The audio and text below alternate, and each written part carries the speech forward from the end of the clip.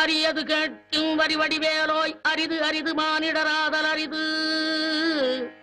மானிடராயினும் கூண் குருடு செவிடு pad நீங்கி பிறத்தல் அரிது. கூண் குருடு செவிடு பேடு நீங்கி பிறந்த காலையும் ஞானமும் கல்வியும் நயத்தல் அரிது.